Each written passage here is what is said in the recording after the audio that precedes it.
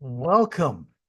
I bid you welcome, John Clauser, Johnny Metal, the Metal Dad, coming to you from my music corner of the world.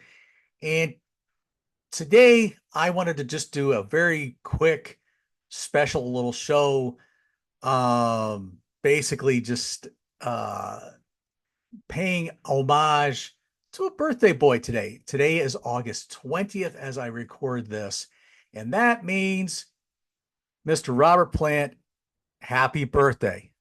It is it was finally an honor to get to see you in concert um along with um Allison Krauss. That was just a wonderful show.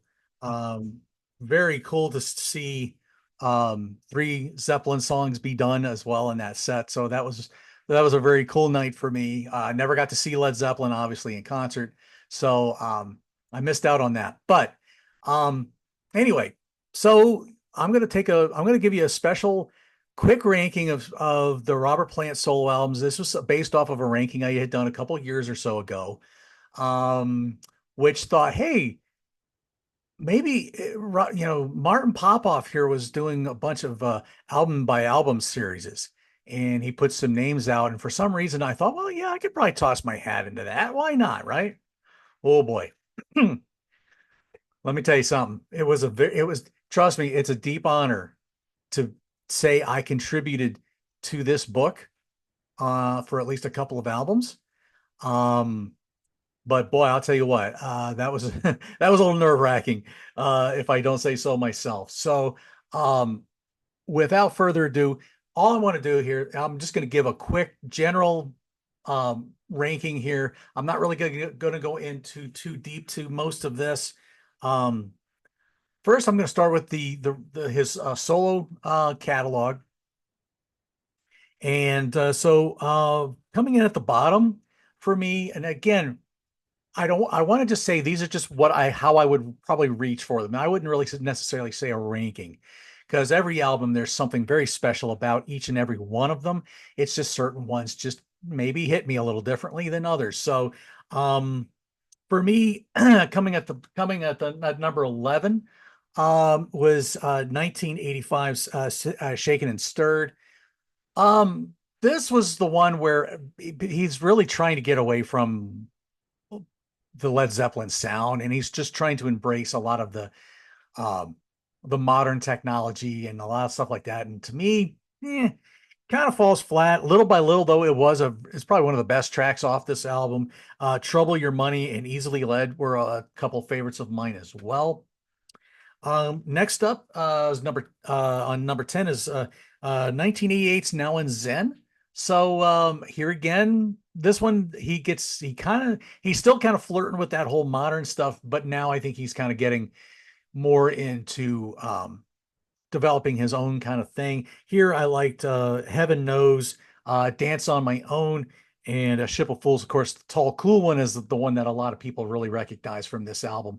Um, Still a good album though. I still enjoy that very much. Um, Number 9 is Manic Nirvana, 1990s Manic Nirvana. Um, Here again, a lot of people here will know this for Hurt and Kind. That was probably, I think that was the big single. But other songs that stuck out to me on this one was I Cried, Die on the Highway, and Anniversary. Um, and it's a again very good album. Again, getting away from that kind of modern sound that I think was a mistake on um Shaken and Stirred. Next up is at number 8, the 2010's Band of Joy. Um, Mostly covers or outside writers. I think there's only one original on this album. But Central 209, that was a good one. um, only The Only Sound That Matters was another good one, and the take of an old traditional Satan, Your Kingdom Must Come Down. But there's still a lot of good stuff on there. This is it's Robert's kind of embracing this whole Americana vibe, this kind of this bluegrass vibe, but country vibe, but there's also a lot of, now you're starting to get more of these modern flourishes of what was modern at around 2010. So you have a lot of great mixes. And by this point, Robert's voice is just beautiful. I can definitely tell why he loves doing this style of music. Obviously, he's grown out of that rock god of the Zeppelin stuff. Yeah, he can still pull those notes off, but I think he's more comfortable doing stuff more like this Americana, um, roots rock kind of vibe and feel to it, and it really, and he's gotten around some musicians that just really help him pull it off so well. Um, Number seven is 2014's. Uh, this is the sensational shapeshifters. So this is the Lullaby in the Ceaseless Roar album. Another good album, another strong one. This has a lot more original material. Here I like Little Maggie's Stolen Kiss and House of Love. Those were three that really stood out to me. But again, you can't really go wrong with these anything in this anything of Roberts, really. It's all good stuff. Just a matter of how you approach it as you're listening to it. Um, Number six is going to be 2005's Mighty Rearranger. This is also with the this is with the Strange Sensation group. He had a bunch of different names for some of his bands and some of the people he would get together with. So you had the Sensational Shapeshifters, Band of Joy. Here you have the Strange Sensation. Um, Here, Tin Pan Alley, Takamba, and Dancing in Heaven were probably the songs that really stood out to me. There's a lot of good stuff. Freedom Fires also was also really strong here too. Um, Let the Four Winds Blow. Again, you can't go wrong here. Brother Reza, nice little outro. Um, Again, can't go wrong with this. This era is one that really connected with me. Um, Now, I say that, but then 1993's Fate of Nations comes in at number five. You know, Calling to You, I Believe, and 29 Palms were the songs that really stuck out to me that I really enjoyed the most. Um, Here again, another strong album. You're getting this sensibility of Robert's voice that's just so soothing and just I just love, like 29 Palms is a beautiful example of that. Um 2017's Carry Fire, his most recent solo album that he has done. One of the albums I got to cover in Martin Popoff's book. Oh gosh, I love the title track. There's this almost like this Middle Eastern Indian kind of flavor to a lot of the music, and it's just takes your breath away. But Season Song was another good one. Um, the Way of Words is another good one. Gosh, there's just this was just I just had I fell in love with so much of this album. And I just really got to enjoy it. Bones of Saints is another good one. Bluebirds Over the Mountain, Heaven Sent. Yeah, great song. Great album. Um, 2002's Dreamland. This is a covers album. I think I surprised Martin Popoff when he said when he asked me about Morning Dew, he's like, "Oh, just what we needed, another version of Morning Dew." And to be really honest, the only version I knew was Roberts.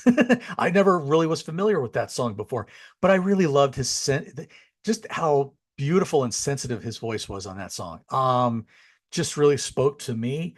Um, Song to the Siren rather, another great song. And I know some people kind of don't like it and they kind of diss it, but I really like his version of Hey Joe.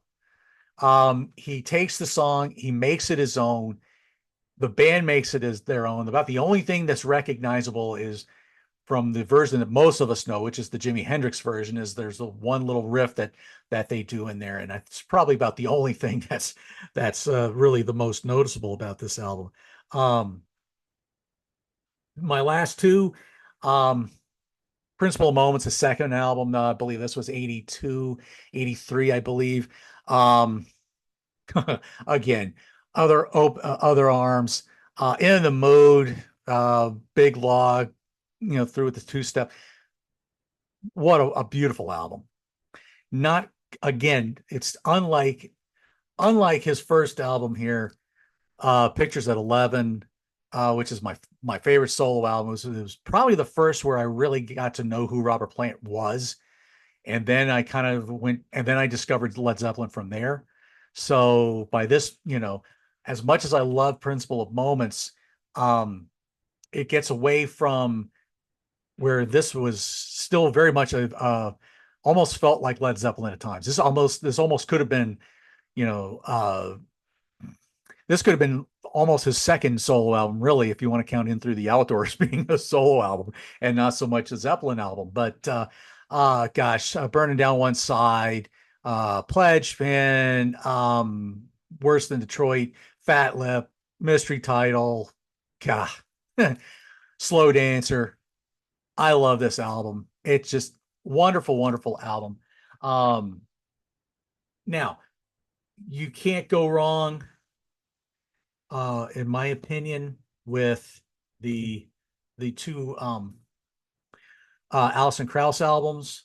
Here's Raising Sand, and then here's their, well, if I can get a hold of it. Sorry about that. And then the second album here, Raise the Roof. Um,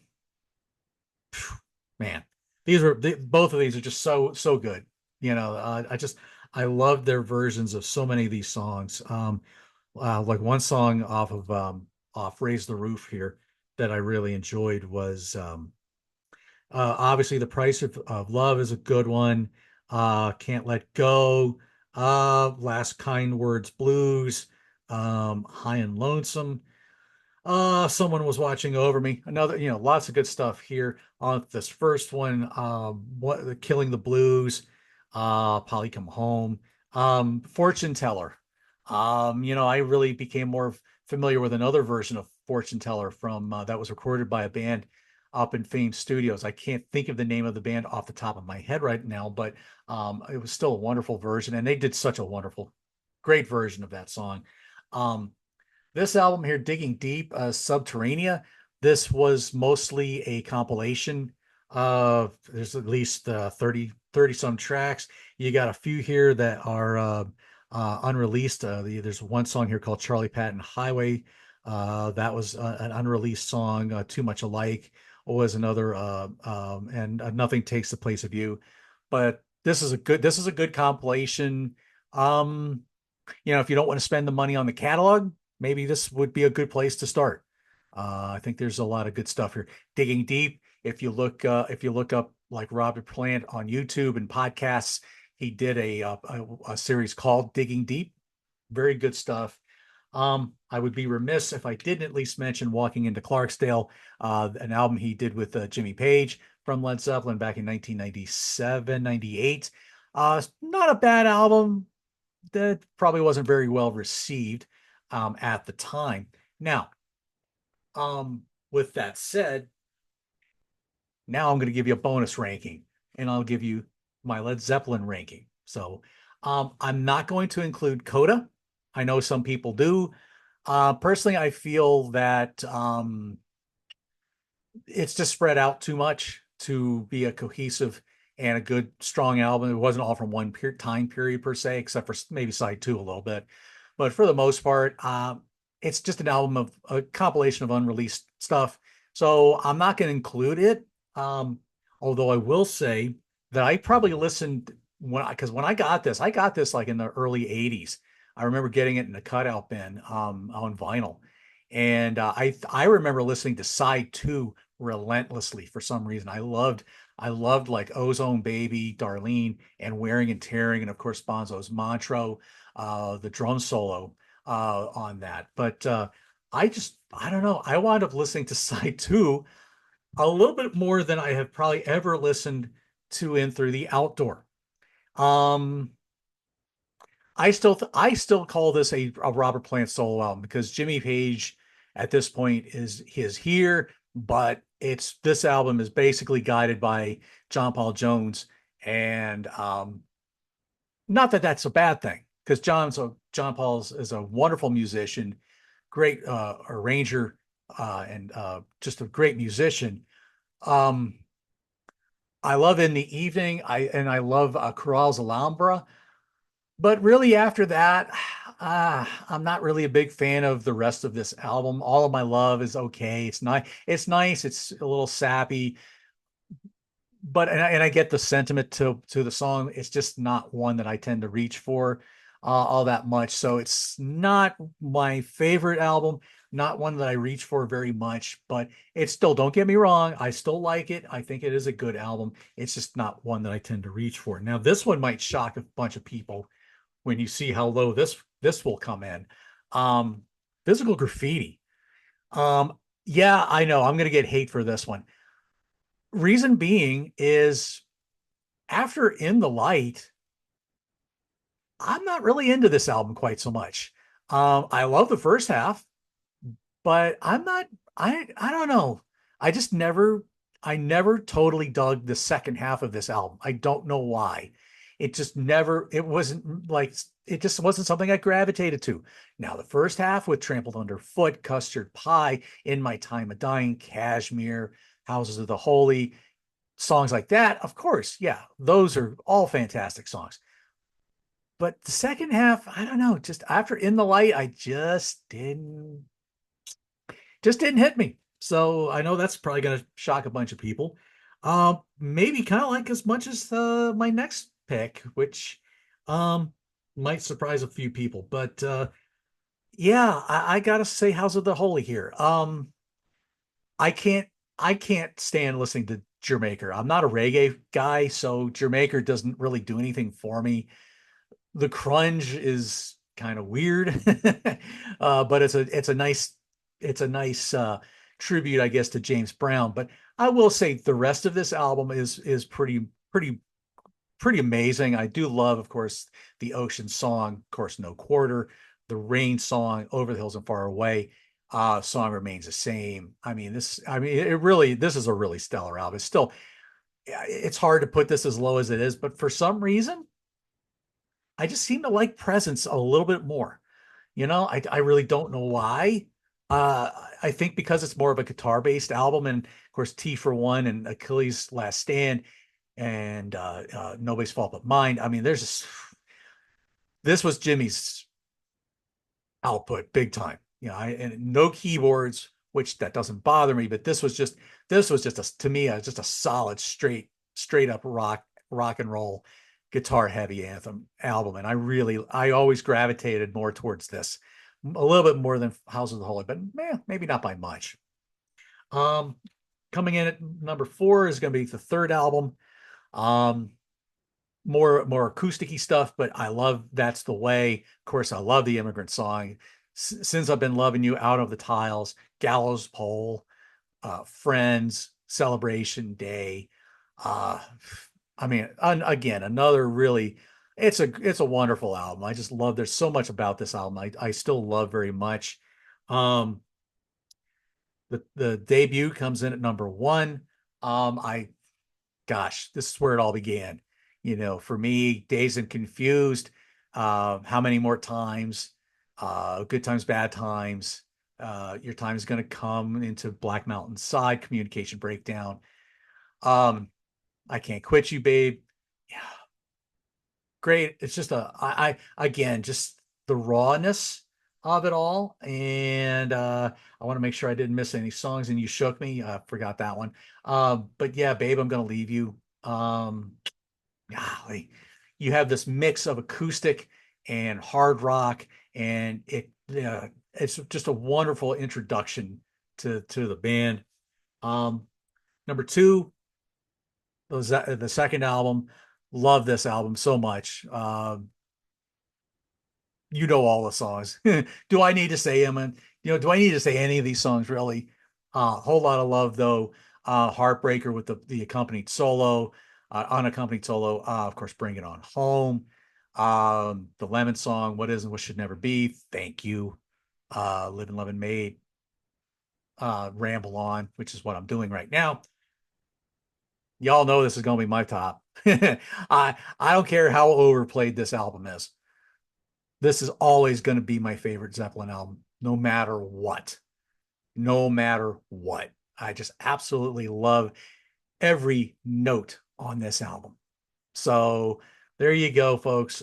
Again, unless you're living under a rock, you don't know what any of these songs are on this, from Black Dog to Rock and Roll to Battle of Evermore to Stairway to Heaven to Misty Mountain Hop to Four Sticks to Go Into California to When the Levee Breaks.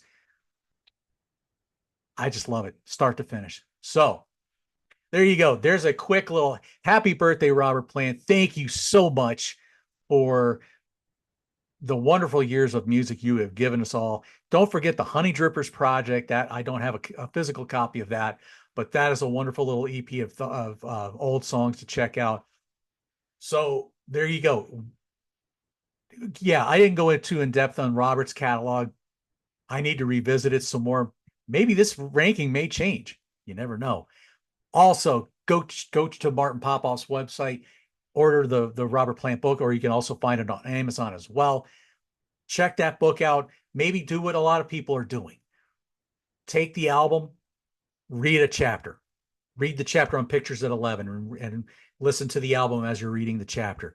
Go to Principle of Moments, same thing. Go on down the line all the way to Carry Fire. I think you might discover a lot of cool things about every album as you go. So, with that said, Johnny Metal, John Clauser, the Metal Dad, rock forever, y'all. Please tune in on Wednesday night for John the Music Nut and I take a look at the Yes Drama album. And next week we're going to come back with another album spotlight. So we'll see you soon. If you haven't hit like, please hit like, hit the comments, hit like, share, subscribe, do all those things. As I said, John Clauser, Johnny Metal, Metal Dad. We'll see you soon. Take care, everybody.